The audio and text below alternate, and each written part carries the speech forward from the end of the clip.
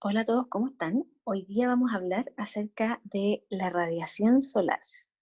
Vamos a hablar de los aspectos energéticos de la radiación solar y también vamos a hablar del diseño y el uso de las famosas cartas solares. Finalmente vamos a hablar un poquito acerca de la protección solar mediante elementos constructivos y finalmente, básicamente, cómo ustedes a través de el diseño bioclimático pueden optimizar el uso de la radiación solar.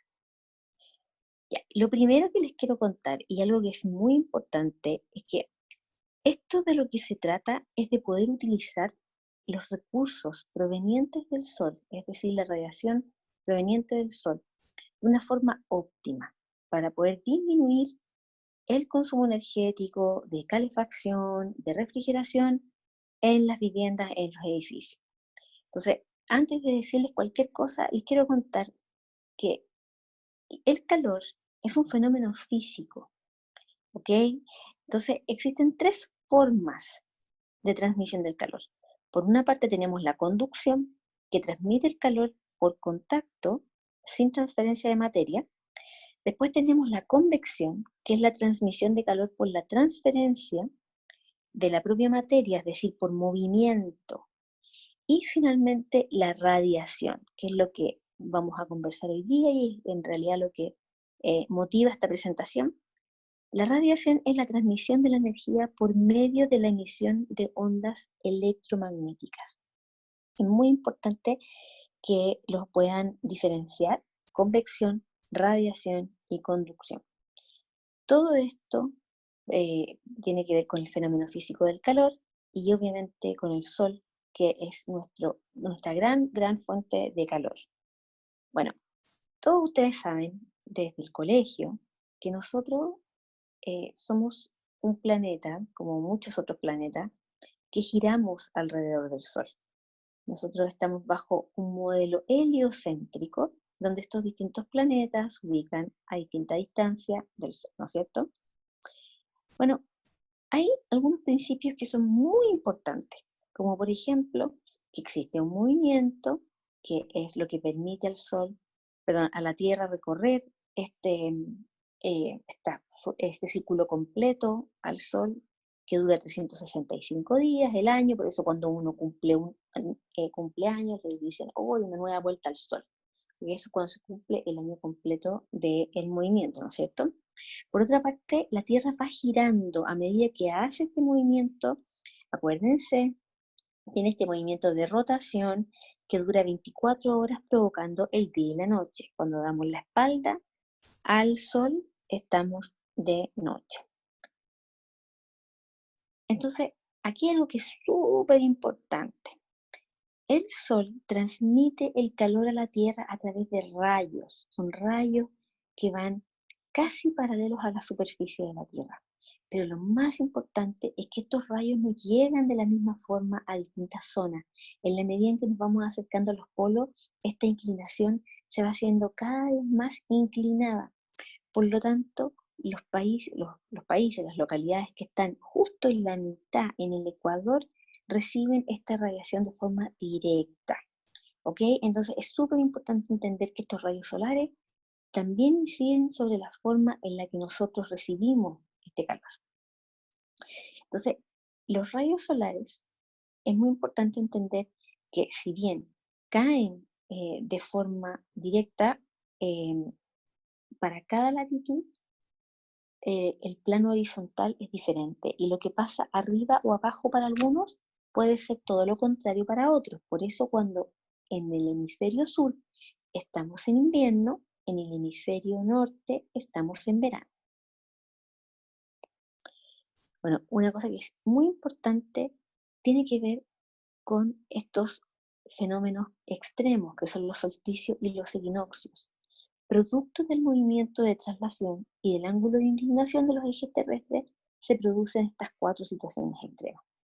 Por lo tanto, tenemos los solsticios de invierno y verano y los equinoccios nuevamente en las otras temporadas. Los solsticios se producen cuando el Sol cae perpendicular sobre los puntos A y B. Si hacemos rotar la esfera en el plano con un lápiz en el punto, se pueden dibujar dos líneas paralelas al ecuador, en un ángulo de 23 grados respecto del radio ecuatorial. Estas líneas son las que se llaman los trópicos. Cuando tenemos el solsticio de invierno, ahí pueden ver, este rayo cae de forma perpendicular, y en esta cara se da el verano y en la otra se da el invierno. Después tenemos los equinoccios de otoño y primavera. El equinoccio es el momento en que el día y la noche tienen la misma duración, debido a que el Sol se encuentra sobre el ecuador del planeta Tierra. El Sol alcanza su cenit, es decir, el punto más alto en el cielo, a 90 grados en relación con una persona en la Tierra. Entonces, da comienzo a las estaciones de otoño y primavera.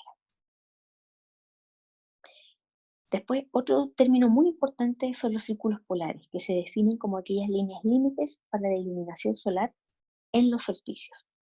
Para el solsticio de verano, en el respectivo hemisferio, el Sol no se pone nunca en el círculo polar correspondiente. En el otro extremo es solsticio invierno y la noche va a durar 24 horas. Ahora, acuérdense ustedes también, de la época en que estaban en el colegio, que las latitudes corresponden geográficamente al concepto de los paralelos en los mapas. Son todas estas distintas líneas que ustedes ven acá, que van definiendo las localidades geográficas. Las inclinaciones del Sol calculadas son válidas para todos los lugares ubicados bajo un mismo paralelo. Por eso cuando hablamos, por ejemplo, de que mucho de la climatología de Nueva Zelanda es muy parecida a la de Chile, o sobre todo la zona central de Chile, es porque nuestra latitud es bastante parecida, ¿no es cierto? Las latitudes son semejantes para localidades que están en esa misma latitud. Entonces acá, pues, si ustedes se fijan, tenemos la línea del Ecuador que atraviesa justo ahí en los 0 grados, tenemos los dos trópicos, el trópico de Cáncer y el trópico de Capricornio. Si ustedes se fijan, el Sol perpendicular al punto 4 es trópico de Cáncer el 21 de junio. El 21 de junio vamos a tener este Sol perpendicular directamente hacia la superficie de la Tierra.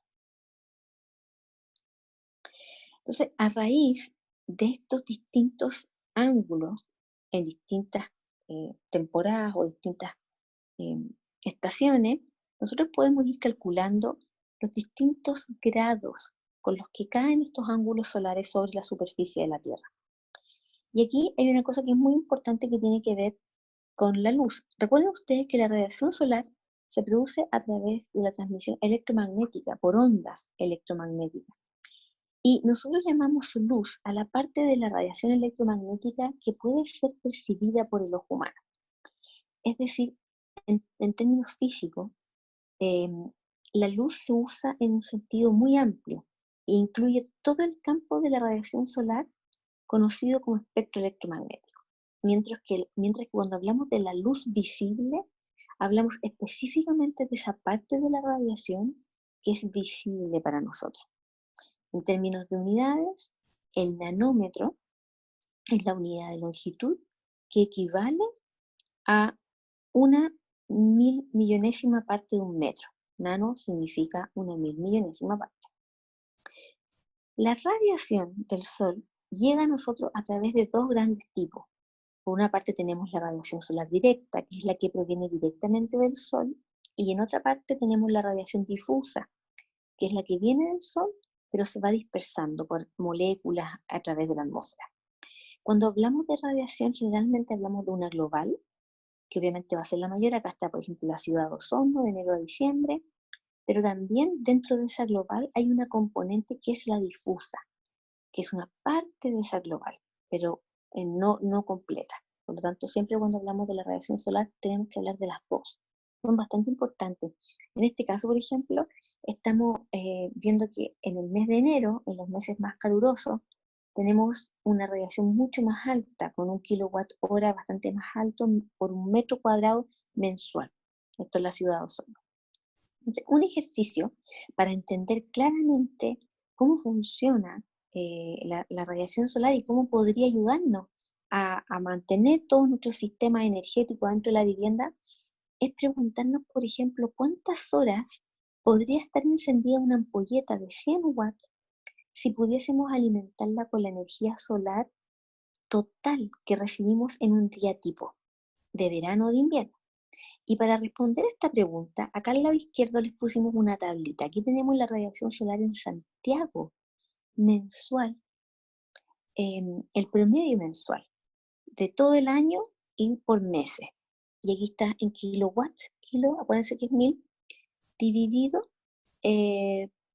por hora en metro cuadrado. Entonces aquí tenemos kilowatt hora en metro cuadrado.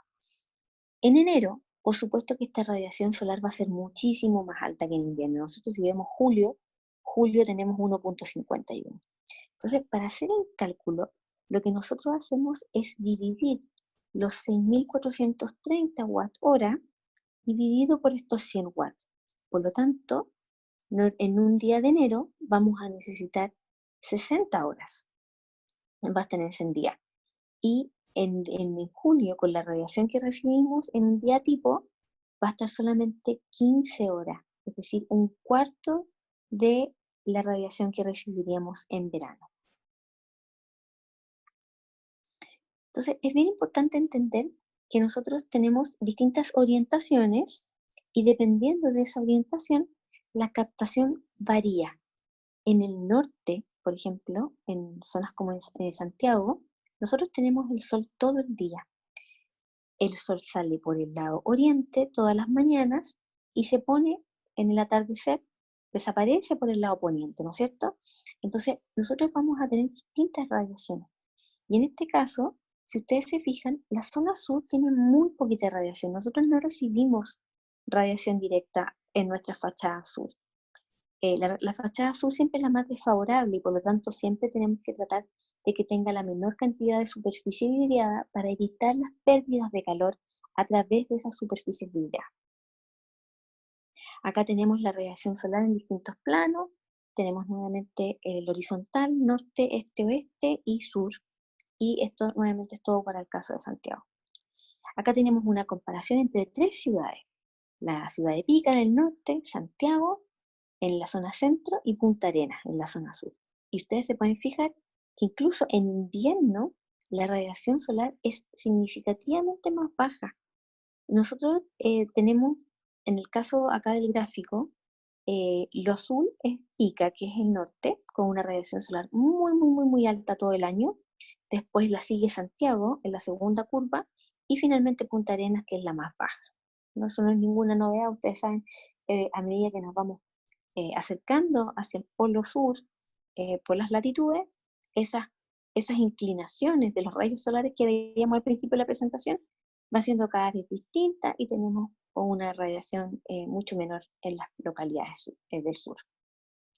Entonces, ahora es súper importante entender a qué nos referimos cuando hablamos de la distribución solar, porque esto lo tienen que entender para poder entender cómo usar una carta solar. Aquí tenemos una graficación de la distribución solar en Santiago, para dos eventos muy particulares, lo que hablábamos al principio. El recorrido del Sol el 21 de junio en invierno y el recorrido del Sol el 21 de diciembre en verano. Entonces tenemos dos eventos y ustedes se pueden dar cuenta ahí, algo súper, súper simple. En verano, la radiación, la inclinación de esos rayos del Sol sobre nuestro edificio van a ser de forma absolutamente perpendicular o muy perpendicular. Obviamente nosotros no estamos sobre el ecuador, así que no recibimos nunca ese sol de forma tan perpendicular, pero sí vemos que la inclinación se va haciendo cada vez mayor a medida que nos vamos acercando a los meses fríos. Por lo tanto, tenemos dos inclinaciones del Sol en este caso, em, en esta carta o en esta graficación del Sol en Santiago. Entonces, lo mismo podemos compararlo cuando vemos Iquique, Santiago en la zona centro, con una inclinación un poquito mayor, y después finalmente Punta Arenas, donde vemos que el ángulo del Sol es muchísimo, muchísimo más bajo. Ahí tenemos una posición del Sol en el solsticio de invierno y de verano a la misma hora, estos 12 pm, con una sombra proyectada ubicada en distintas latitudes. La sombra proyectada va a ser muchísimo mayor en la medida en que esa inclinación sea mayor. Por ejemplo, en el caso acá de Punta Arenas, donde ven que la sombra es bastante larga.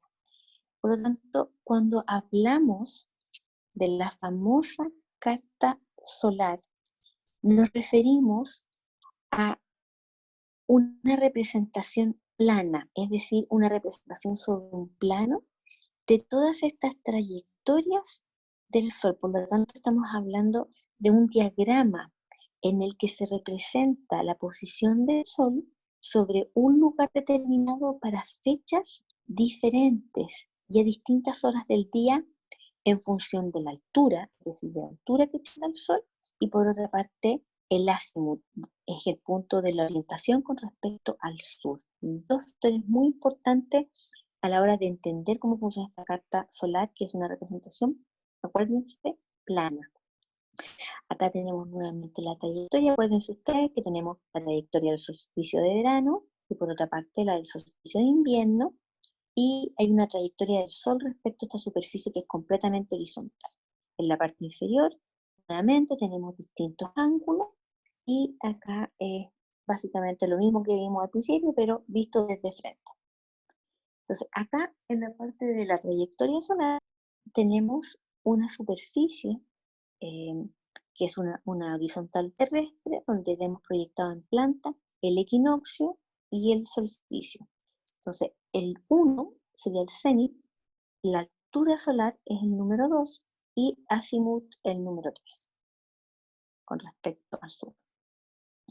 Entonces, en esta carta solar, que es una representación gráfica en planta, nos permite obtener la posición del Sol en el cielo con respecto a nuestra ubicación. Nosotros aquí estamos ubicados justo en el centro.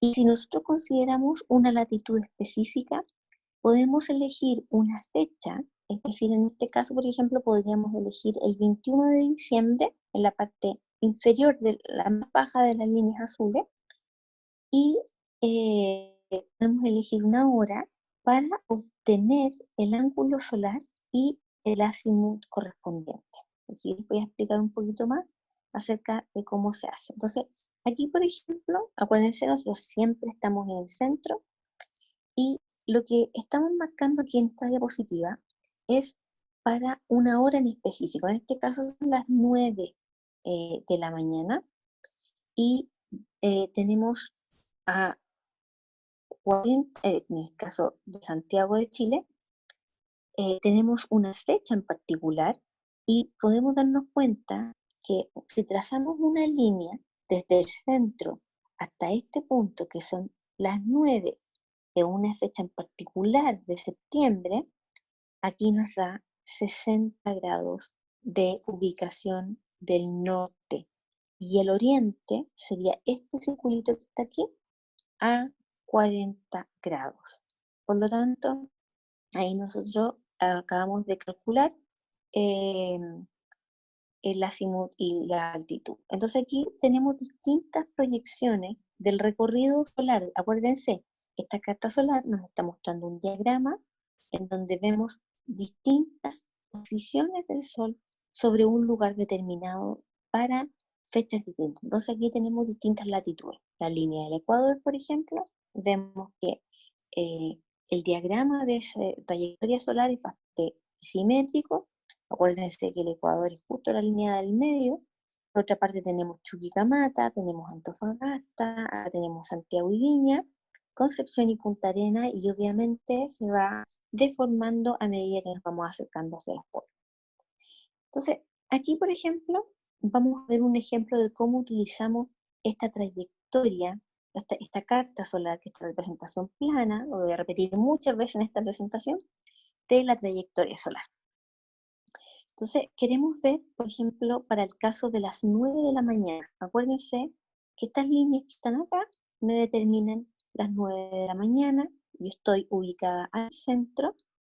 Aquí, cuando yo uno el centro con este punto, voy a retroceder, ahí lo uní, me da un azimut de 93 grados. Y una elevación justo aquí en esta línea, que sería este círculo, de 41 grados. Esos son los ángulos. Lo mismo, por ejemplo, si lo quiero ver para las 12 del día. A las 12 del día voy a tener, ahí está ubicado el puntito, uno el centro con las 12 del día, y me da un azimut de 44 grados y una elevación de 76. ¿No es cierto? O sea, un rayo solar que está cayendo de una forma mucho, mucho más cercana a la perpendicular que durante la mañana. Y finalmente a las 5 de la tarde, vamos a buscar acá en la carta solar las 5 de la tarde, ¿lo vieron? Yo lo acabo de ver, lo voy a unir con un punto, y a las 5 de la tarde el azimut ya va a estar en 262, o sea, bastante más, más bajo, con una elevación de 33 grados. Lo mismo puedo hacer, por ejemplo, acá tenemos otra ubicación, esto es en Santiago, región metropolitana, Ñuble. A las 9 de la mañana voy a tener, ubicaron en las 9 de la mañana, ahí está, tengo solsticio de invierno, esa es en mi primera línea, uno el centro, con las 9 de la mañana, me da un azimut de 51 grados, y una elevación de 11 grados, casi 12. Lo mismo puedo hacer para las 12 del día, ubico las 12 del día, uno el centro con esas 12 horas, y ahí me va a dar un azimut de 12 grados y 32 de elevación. Y finalmente, para las 5 de la tarde, ya ubicaron dónde están las 5 de la tarde, y ya lo vi. Acuérdense que mi centro está al medio, por lo tanto voy a unir la ubicación del medio con las 5 de la tarde. Me da un azimut de 303 grados, o sea, muchísimo, muchísimo más bajo, y finalmente tengo 6,74 de elevación. Bueno, la idea de esto es que ustedes puedan practicar y vayan utilizando la carta solar para poder calcular el azimut y la elevación. Aquí hay dos diagramas estereográficos para la ciudad de Punta Arenas y otro de Ecuador. Acuérdense que estos son bastante extremos en su ubicación, y tienen que indicar con un punto en el día 1 de julio a las 11 de la mañana el ángulo solar y el azimut para esa fecha a esa hora exactamente. Entonces se dibujan las sombras proyectadas al interior del recinto en planta y corte con esos ángulos. Acuérdense que los ángulos son los que da la carta a través de la metodología que les acabo de explicar. Entonces allí tenemos, en el caso de Punta Arenas, la solución del ejercicio, tenemos, acuérdense, el 1 de julio, para la hora en que lo vimos, teníamos, este es el horario, 11 de la mañana. Ahí unimos nuestros puntos que nos da el azimut, 23 grados y 12 grados. Por lo tanto, con eso nosotros podemos determinar en planta y en corte cómo sería esa proyección. Lo mismo en el caso, por ejemplo, de Ecuador. Nosotros tenemos para el mismo día, el 1 de julio, para una hora en particular, ¿se acuerdan la hora? Las 11 de la mañana, tenemos el centro donde estamos ubicados nosotros, unimos con ese punto y nos va a dar un ángulo perfecto de casi 32 grados con un ángulo solar de 65. Azimut de 32, perdón, ángulo solar de 65. Y con esa información yo en planta puedo determinar exactamente la superficie de proyección solar sobre ese lugar. Y en corte, claramente esta inclinación va a ser muchísimo más cercana a la perpendicular, por lo tanto voy a tener un ingreso del asoleamiento bastante mayor que en el otro caso. Y aquí voy a hablar un poco más acerca del asoleamiento. Aquí tenemos la carta solar de Temuco y un diagrama de recomendación de orientación. Recuerden ustedes que en este caso tenemos el norte, que generalmente es la que recibe la mayor cantidad de sol durante el día.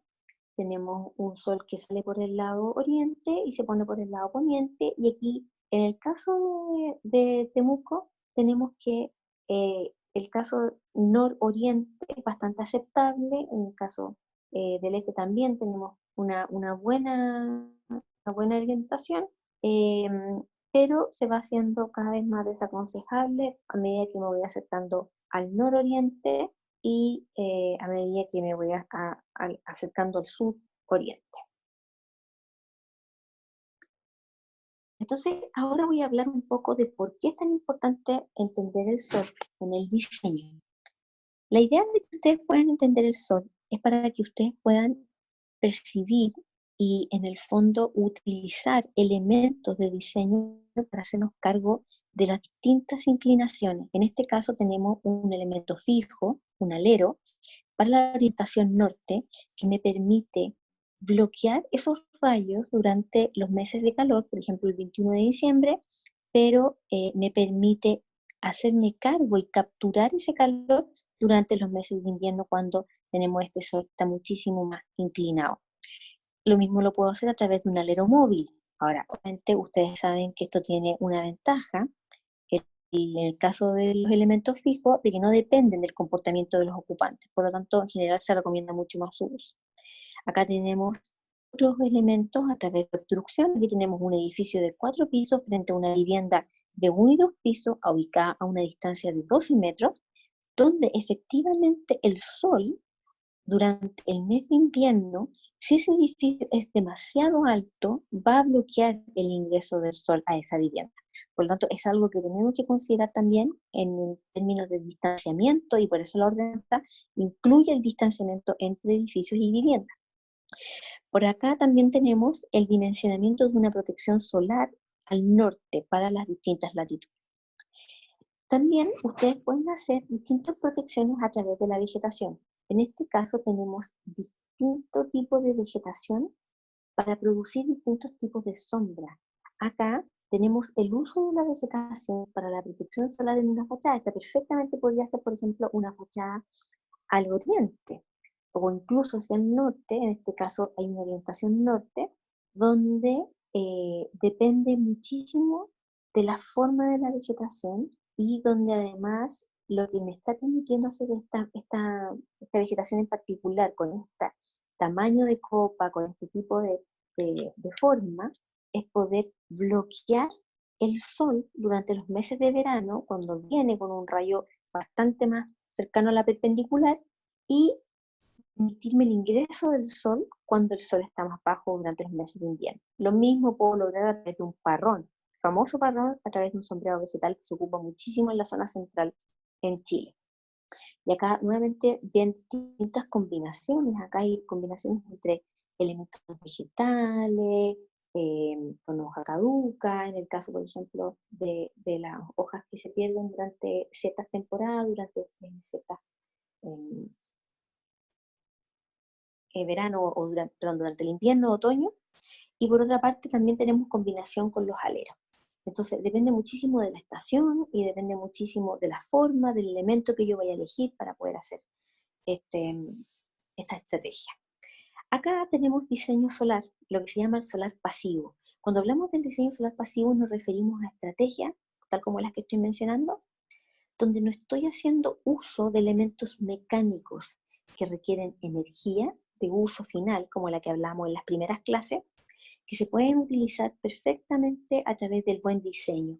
Esta es la principal estrategia antes de ingresar cualquier tipo de sistema mecánico, cualquier tipo de artefacto. Ustedes siempre tienen que pensar en cómo poder optimizar el uso de la radiación solar adentro de la vivienda. En este caso, por ejemplo, tenemos una estrategia para los periodos de invierno. Cuando hay frío, yo puedo capturar esta radiación solar, la puedo almacenar a través de losa, gracias a la energía térmica de la masa, en este caso una losa de hormigón. Y acuérdense ustedes siempre, siempre, siempre, parte de la física de la construcción, una de las leyes más importantes, que el calor siempre sube, el calor nunca baja, el calor siempre va pasando a las zonas donde hay menor temperatura. Entonces, acá en este caso tenemos una capturación para el invierno, y durante el verano lo que se puede hacer es poder abrir la techumbre, la parte de la cubierta, para poder liberar ese calor, porque como el calor va subiendo, se puede liberar. Y además aquí tenemos otra estrategia que también se utiliza mucho en estrategias solares pasivas, que es la ventilación cruzada, donde yo tengo dos elementos contrapuestos, o sea, en dos fachadas distintas, donde produzco una apertura y en la parte superior, donde tengo todo el calor, se produce una ventilación cruzada que me permite sacar el calor de esta vivienda. Acuérdense que cuando hablamos de enfriar, nunca eh, eh, se trata de inyectar frío, eso no existe. Lo que nosotros hacemos cuando calefaccionamos, cuando refrigeramos, es mover el calor. Siempre de lo que se trata es mover esa masa de calor de una parte de la vivienda hacia otro recinto. Siempre se trata de entender la física del calor para poder moverlo. Acá tenemos otra estrategia que es muy común, que es el uso del invernadero. En este caso, el invernadero, acuérdense ustedes que por radiación directa captura el calor a través de ondas electromagnéticas que en invierno no pueden liberarse. Por eso cuando ustedes entran a un invernadero cerrado, por ejemplo, de plástico, típico cuando tienen hidroponía o planta, ese calor adentro se siente porque por radiación las ondas electromagnéticas entran a este pero no pueden salir, por lo tanto quedan adentro. Y en el invierno estos invernaderos permiten capturar y adheridos a un recinto, que es donde están ocupados, donde ven a estas personas, los ocupantes del edificio, ese calor se puede transferir, llega a los ocupantes y puede ser utilizado. En vez de prender una estufa, se puede utilizar el calor proveniente de este invernadero. Por otro lado, en verano, para no ocupar ese calor, porque obviamente necesitamos liberar el calor, abrimos las partes superiores para poder liberarlos al exterior. Y nuevamente hacemos uso de la ventilación cruzada. La radiación es de onda corta y en el caso de los objetos, la radiación se produce a través de onda larga. Entonces aquí tenemos el uso de varias cosas, la radiación solar de onda corta y la radiación reflejada en el caso de la radiación que no entra, que es reflejada a través de este cristal. La masa térmica, acá en este caso, se produce a través de una losa y yo puedo permitir capturar y conservar ese calor a través de la aislación térmica. Cuando nosotros hablamos de la envolvente térmica, lo que se hace a través de la reglamentación térmica, por ejemplo, en nuestro país, que tiene una mínima cantidad, nos pone un límite para toda la resistencia térmica en términos de toda la zona geográfica, lo que se pide es poder producir una envolvente térmica que nos permita conservar el calor adentro de la vivienda. Es decir, que nos impida que el calor se libere a través de la cubierta, de los muros, de la losa del suelo. Entonces, cuando ponemos esa aislación, conservamos el calor. En el caso, por ejemplo, del almacenamiento durante la noche, el calor se almacena en esta losa, que es la masa térmica, y se libera. Cuando se hace más frío, en la noche baja la temperatura, ¿no es cierto? Se libera ese calor, acuérdense, el calor siempre sube y se libera hacia la vivienda. Acá tenemos una serie de propiedades que tienen los vidrios. Yo no tengo mucho tiempo para poder explicarles en esta clase todas las propiedades del vidrio, no es el foco del ejercicio, pero es muy importante que ustedes puedan entender que hoy día con los cristales nosotros podemos hacer una serie de estrategias que nos permiten también hacer uso de las estrategias pasivas. Y muchos de esos factores tienen que ver con dos elementos que son muy importantes, que son el factor solar, que expresa la energía transferida hacia el interior del edificio respecto de la energía solar incidente. Y por otra parte también tenemos la transmisividad, que representa el material ante esa radiación directa. Entonces, los vidrios hoy día, o más bien llamados cristales, tienen una serie de propiedades que vienen de la fábrica que nos permiten hacernos cargo de ese calor, de esos rayos directos del sol, a través de esta radiación de onda corta, recuerden ustedes, que nos permite optimizar el comportamiento de esa fachada completa. Siempre, siempre lo que tratamos de hacer es poder disminuir la superficie vidriada, porque es muy costoso poder mejorar las propiedades técnicas de la envolvente con un cristal que tenga muchas propiedades. Pero donde tengamos que ocupar cristal, siempre tenemos que tratar de que tengamos un coeficiente de sombra que es el índice que mide la capacidad de filtrar el calor producido por los rayos directos del sol. Mientras menor sea ese número, mejor va a ser el comportamiento del cristal. Entonces, en este caso, el factor solar de un cristal incoloro es de 3 milímetros de espesor. El coeficiente de sombra va a ser 1. Entonces, aquí tenemos una comparación de 3 tecnologías de cristal. Por un lado tenemos el vidriado simple claro, por otra parte el vidriado, el doble vidriado hermético, que nos permite una transmitancia mucho menor, 2.9, y pues finalmente tenemos un doble vidriado hermético, que es en este caso el más efectivo, el más eficiente. Y si ustedes se fijan, si, desde el interior hacia el exterior, de lo que se trata es poder evitar las pérdidas.